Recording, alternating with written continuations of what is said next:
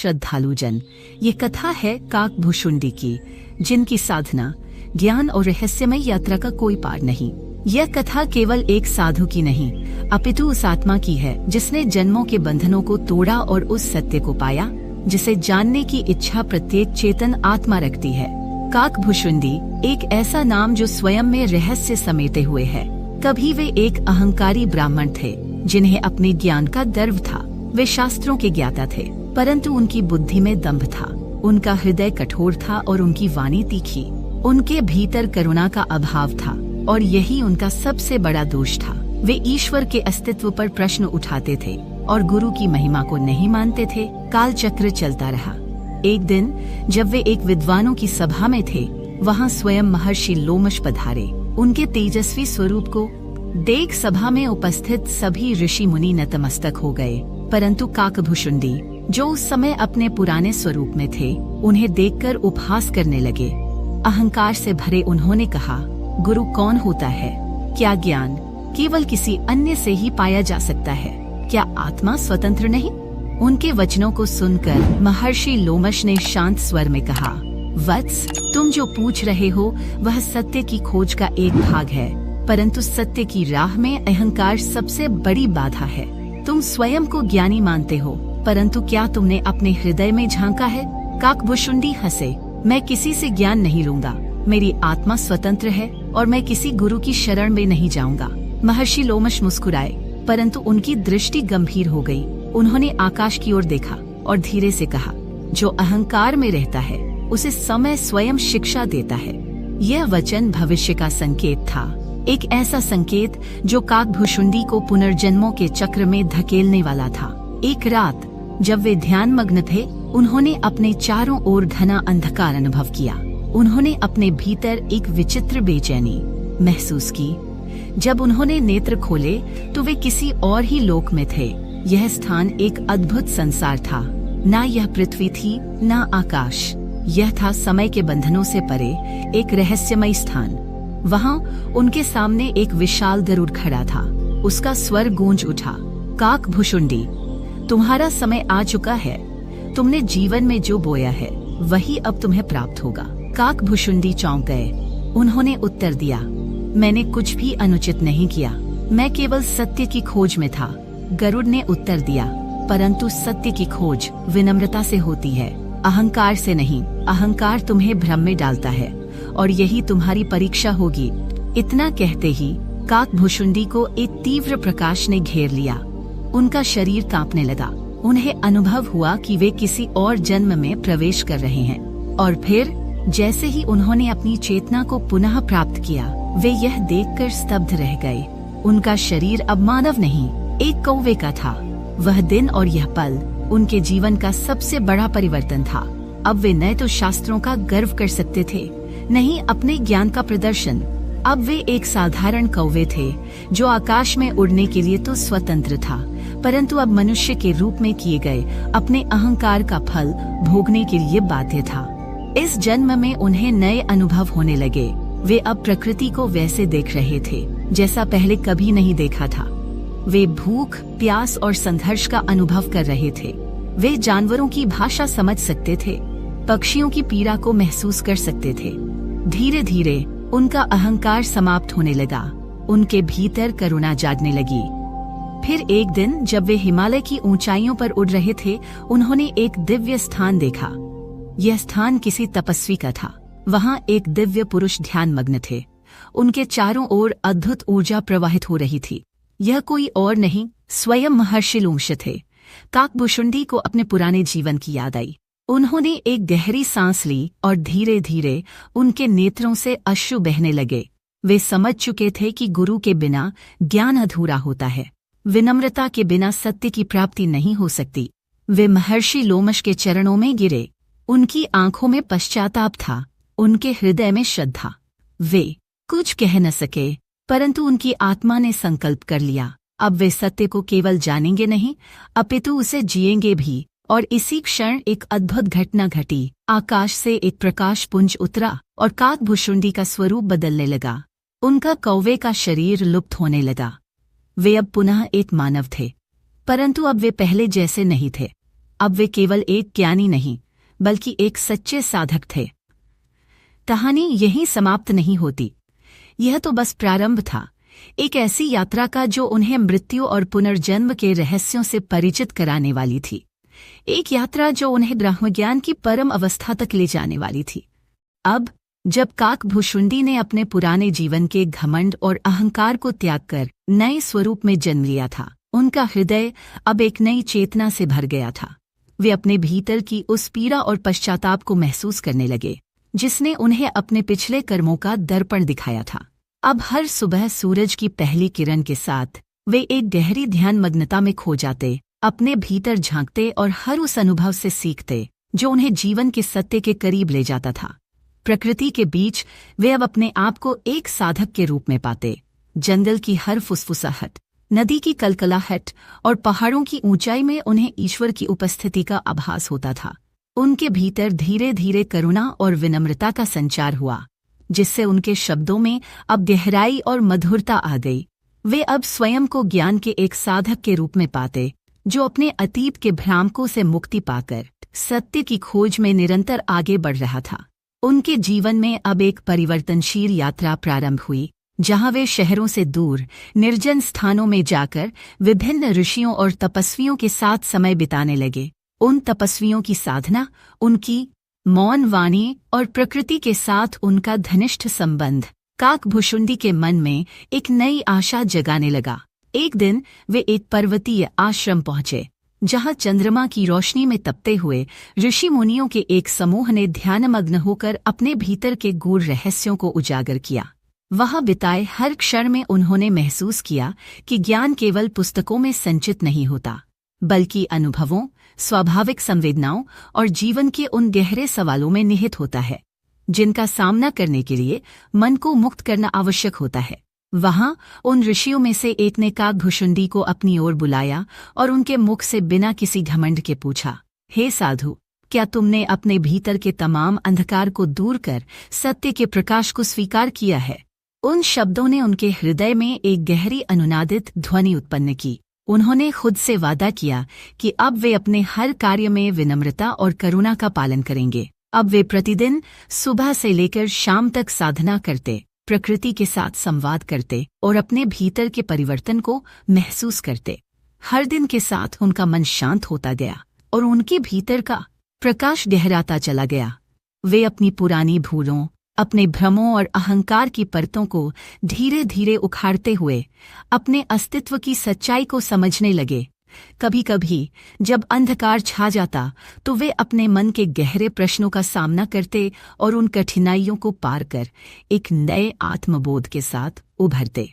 जैसे जैसे समय बीतता गया, काकभुशुंडी ने न केवल अपने भीतर की पीड़ा को समझा, बल्कि उन्होंने यह भी महसूस किया कि जीवन की असली सुंदरता उसी क्षण में होती है जब हम अपने आप को स्वीकार कर लेते हैं, अपने अतीत को छोड़ देते हैं और भविष्य की ओर एक नई दिशा में अग्रसर होते हैं। वे अब अपनी साधना में इतने मग्न हो गए थे कि उनके बोल चाल में भी एक नई मधुरता और शांतता झलकने लगी। एक दिन जब वे गहरी वन भूमि के बीच बैठे थे, उन्होंने महसूस किया कि प्रकृति स्वयं एक महान गुरु है। हवा की सरसराहट, पत्तों की हल्की फुसफुसाहट और पक्षियों के मधुर गीत में उन्हें ईश्वर के संदेश सुनाई देने लगे। उस क्षण उनके मन में एक अजीब सी शांति फैल गई, मानो सृष्टि ने उन्हें एक नया संदेश दिया हो कि सत्य की खोज में हर पल, हर अनुभव और हर कठिनाई का अपना एक महत्व होता है।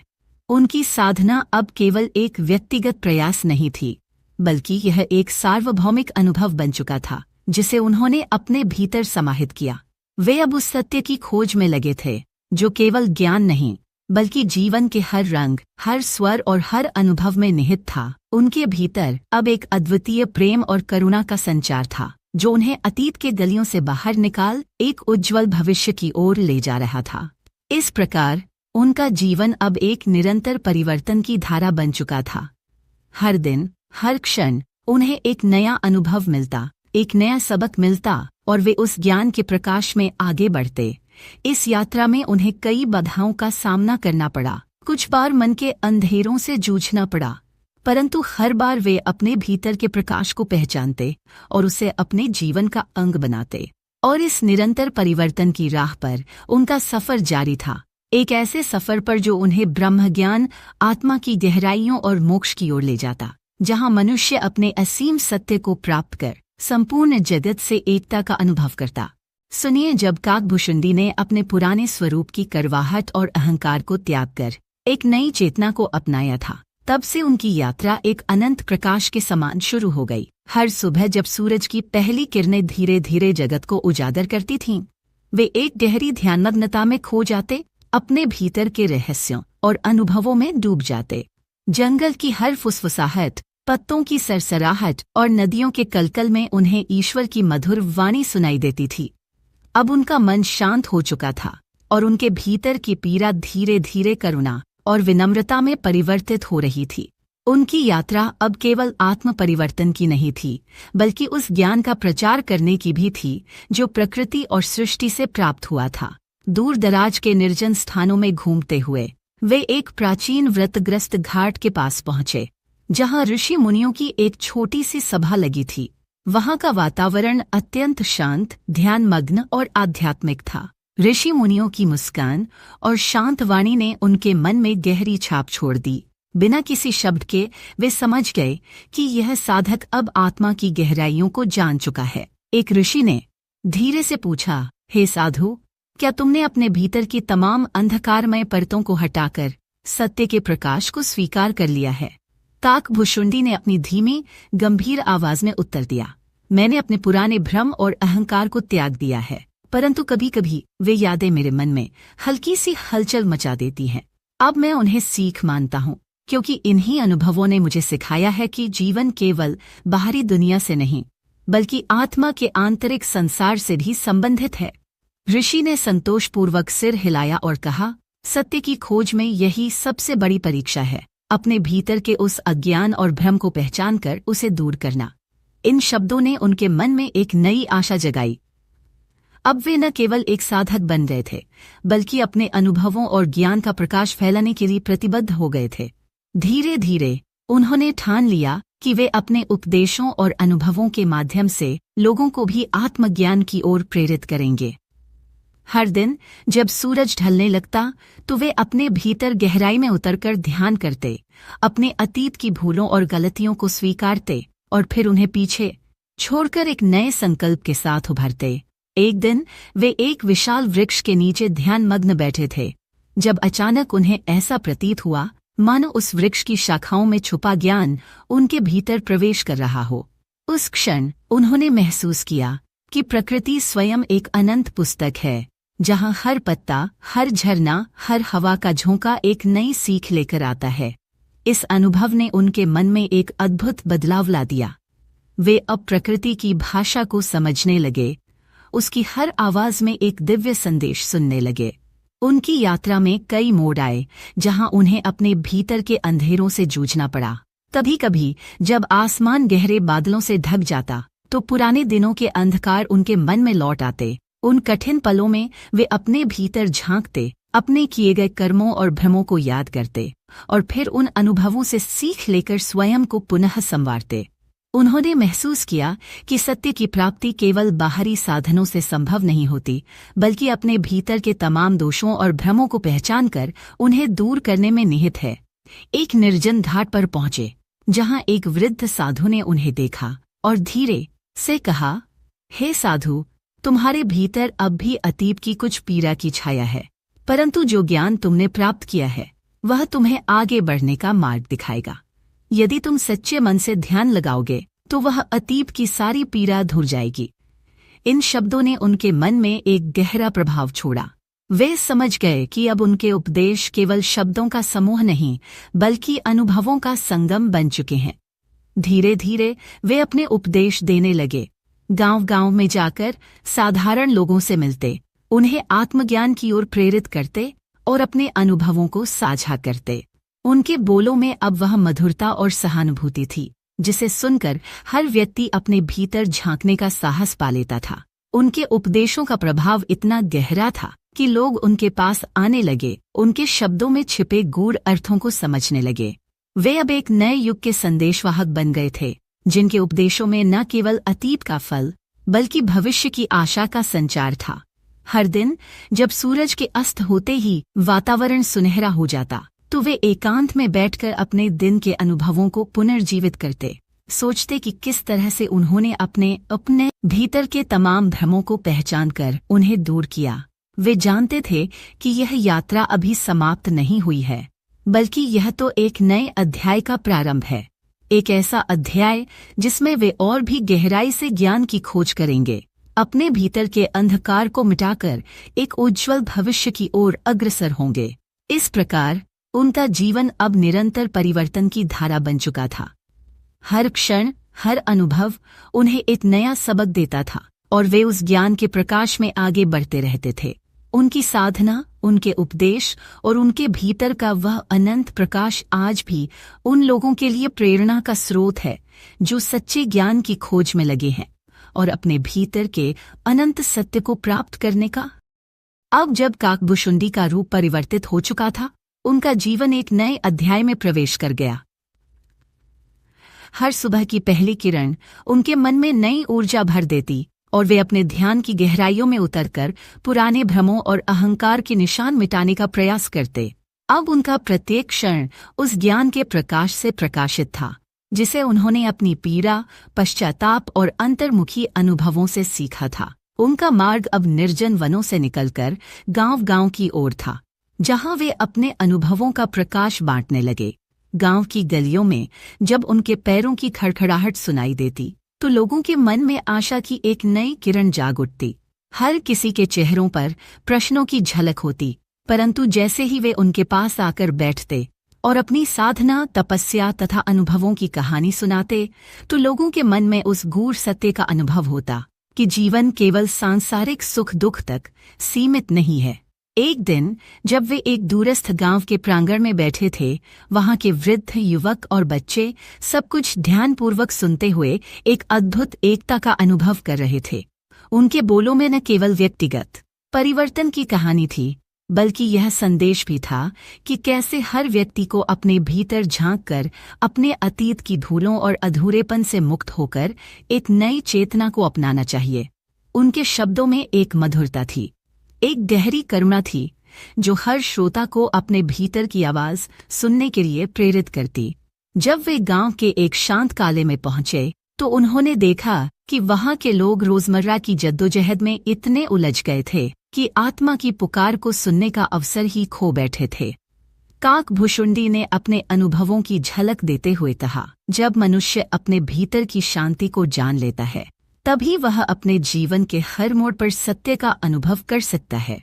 उनकी आवाज में एक अजीब सी गहराई थी, मानो वर्षों की तपस्या और अनुभवों का समुच्चय उसमें प्रतिबिंबित हो रहा हो। उनकी यात्रा में कई बार ऐसे क्षण भी आए जब उन्हें अपने पुराने जीवन के अंधेरे छायाओं से सामना करना पड़ा। कई बार मन में पुराने भ्रम, पूर्व के अहंकार और आत्मसंवाद फिर से लौट आते, परंतु अब वे उन अनुभवों से सीख चुके थे। हर बार वे अपने भीतर की उस उदासी को समझते, उसे स्वीकारते और फिर अपने आप को उस दिव्य प्रकाश से जोड़ लेते जो उन्हें निरंतर आगे बढ़ने का संबल देता था। कभी कभी रात के सन्नाटे में जब चांदनी बिखरी हुई होती, तो वे अकेले अपने विचारों में खो जाते, अपने अतीत की उन भूलों को याद करते और स्वयं को फिर से संवारते। यह समय था आत्मपरिचय का, जब हर क्षण एक नया सबक लेकर आता था। जैसे जैसे समय बीतता गया, उनके उपदेशों का प्रभाव गांव शहर की सीमाओं से बाहर फैलने लगा। उन्होंने कई स्थानों पर ऋषियों, संतों और साधकों के साथ मिलकर ज्ञान की मंडली बनाई, जहां वे न केवल अपने अनुभव साझा करते, बल्कि दूसरों के प्रश्नों का उत्तर भी देते। उनके पास आने वाले लोग अब केवल आत्मज्ञान के इच्छुक नहीं थे, बल्कि वे उन सभी को समझना चाहते थे जिन्होंने अपने जीवन में किसी न किसी रूप में उस अंधकार का अनुभव किया था जिसे उन्होंने पार किया था। उनकी वाणी में अब वह मधुरता और गहराई थी जो सुनने वाले के हृदय में एक नई उमंग भर देती। जब वे बोलते तो ऐसा प्रतीत होता जैसे प्रकृति स्वयं उनके साथ संवाद कर रही हो। हवा की सरसराहट, पत्तों की फुसफुसाहट और दूर दूर से आने वाले पशुओं के सुर मिलकर एक अनंत राग बना देते। इस राग में जीवन का संगीत था, जिसे सुनकर हर व्यक्ति अपने भीतर की धड़कनों को महसूस कर सकता था। एक दिन जब वे एक विस्तृत मैदान में पहुंचे जहां सूर्य की सुनहरी किरणें चारों ओर फैल रही थीं, उन्होंने देखा कि वहां के लोग थके हुए, उदास और निराश थे। कुछ लोगों के चेहरे पर गहरी पीड़ा के निशान थे, जबकि कुछ अपने जीवन के संघर्षों में उलझे हुए थे। काकभुशुंडी ने उस क्षण अपनी पूरी शक्ति और करुणा के साथ उन लोगों से कहा, हर व्यक्ति के भीतर एक अनंत प्रकाश छुपा है, जिसे पहचानने का साहस ही उसे सच्चे मोक्ष तक ले जाता है।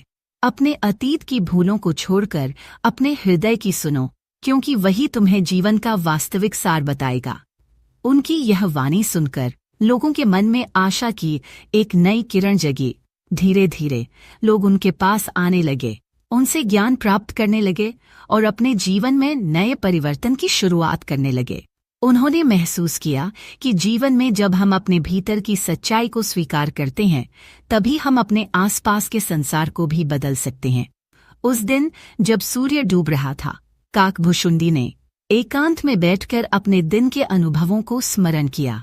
उन्होंने महसूस किया कि प्रत्येक दिन, हर क्षण उन्हें एक नया सबक देता है, कभी अपने भीतर के अंधकार को पहचानने का, तो कभी उसे दूर करने का।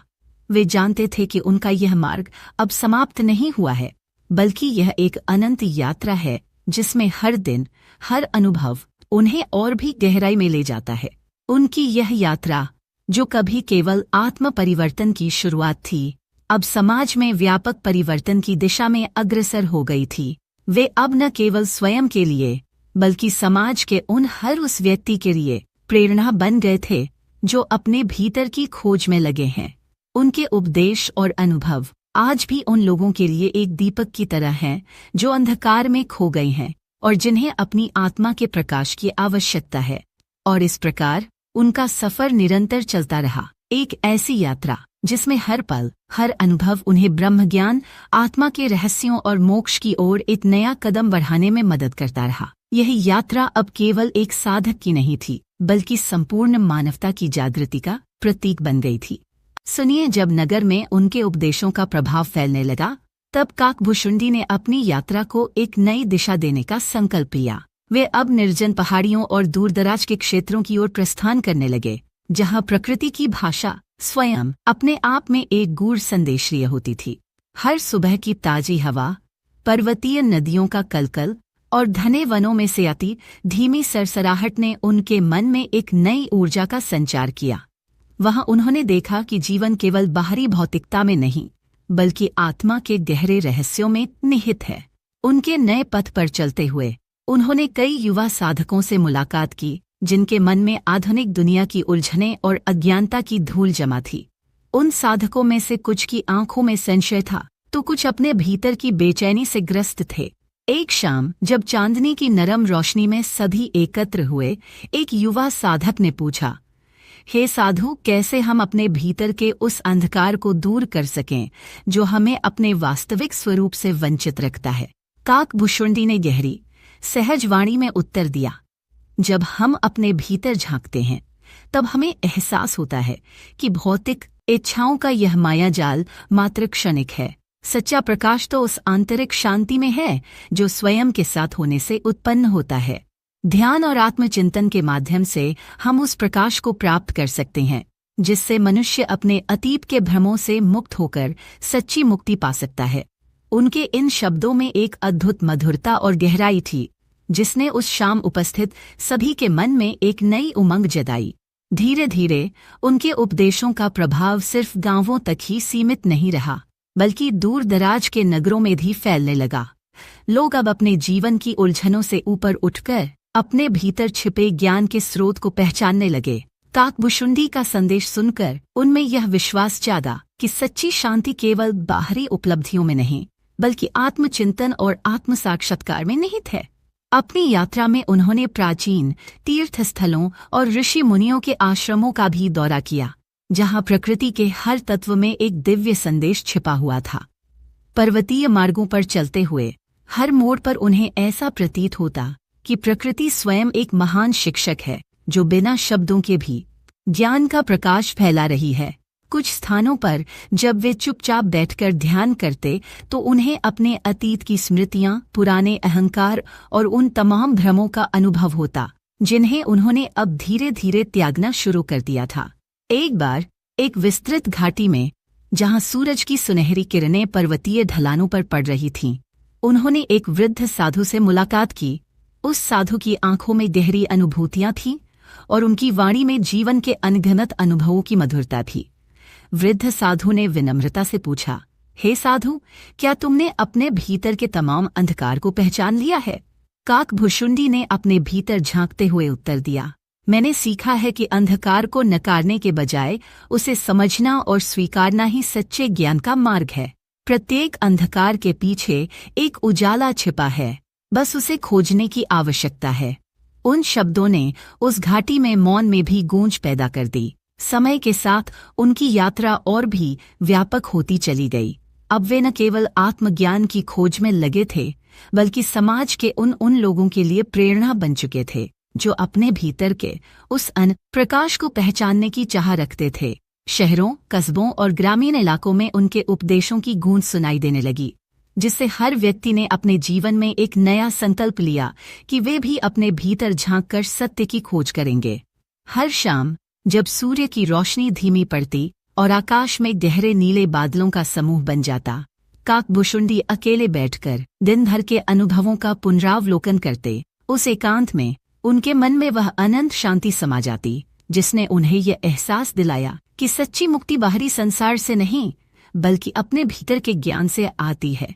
उन शांत पलों में हर एक सांस उनके जीवन के नए अध्याय का संकेत देती और उन्हें यह विश्वास हो जाता कि सच्चा परिवर्तन स्वयं के भीतर से ही आरंभ होता है। इस प्रकार उनकी यात्रा निरंतर आगे बढ़ती रही, एक ऐसी यात्रा जिसमें हर कदम, हर अनुभव उन्हें ब्रह्मज्ञान, आत्मा के रहस्यों और मोक्ष के निकट ले जाता। उनका संदेश अब एक अटूट धारा बन चुका था जो जीवन के हर पहलू में, हर मनुष्य के हृदय में समाहित हो गया था। और इस अनंत यात्रा में वे स्वयं एक प्रकाशस्तंभ बनकर उभरे जो अंधकार में खोए लोगों को सत्य के मार्ग पर अग्रसर करने का निरंतर प्रयास करते रहे। अध्याय समाप्त। सुनिए, जब यह अद्भुत यात्रा अब अपने अंतिम पड़ाव पर पहुंची तो मन में एक गहरी शांति और संतोष की अनुभूति फैल गई।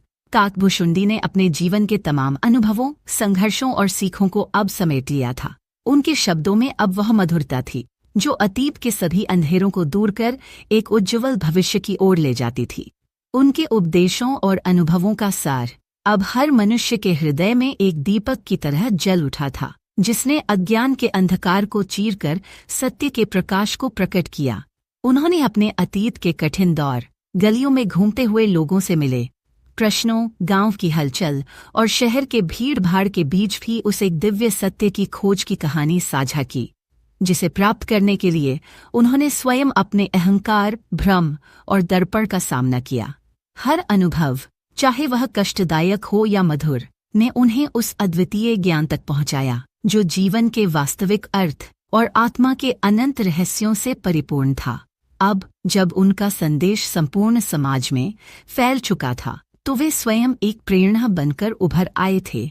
उनके उपदेशों ने न केवल व्यक्तियों के मन में आत्मचिंतन का बीज बोया, बल्कि उन्होंने समाज के हर वर्ग में एक नई चेतना की किरण जगाई। उन्होंने बताया कि जीवन की असली सुंदरता बाहरी उपलब्धियों में नहीं, बल्कि आत्मा के सच्चे ज्ञान में निहित है। सत्य का मार्ग चाहे कितना भी कठिन क्यों न हो, अंततः हमें उस शाश्वत प्रकाश तक ले जाता है जहां हर व्यक्ति अपने भीतर छुपी अनंत शक्ति को पहचान सकता है। अब यह समय है उस अंतिम संदेश का जिसे सुनकर आपके हृदय में भी एक नई उमंग, नई आशा और नया संकल्प जाग उठे। प्रिय दर्शकों, यदि आपने इस आध्यात्मिक यात्रा में मेरे शब्दों में वह गहराई और अर्थ महसूस